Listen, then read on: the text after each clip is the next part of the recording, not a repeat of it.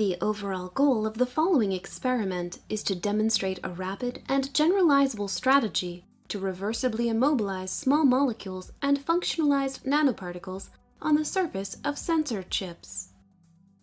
This is achieved by first immobilizing anti-GST antibodies on a sensor surface.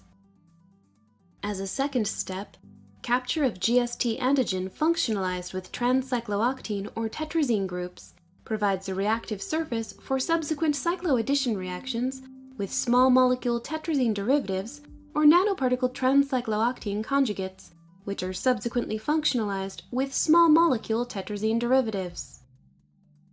Next, the functionalized surface may be used for interaction analysis with a desired solubilized target. In the last step, the surface is regenerated, enabling subsequent capture-cycloaddition cycles. Binding results show on-chip bioorthogonal reactions preserve the ability of immobilized small molecules or in situ functionalized nanoparticles to interact with the FKBP12 target and illustrate how this approach can extend the range of applications for SPR.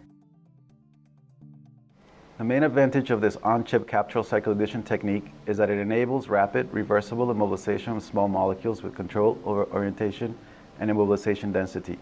Typically, the capture-cycloaddition process can be performed within minutes, significantly decreasing surface preparation times. Demonstrating the procedure will be Jason Sandler, a student from our laboratory.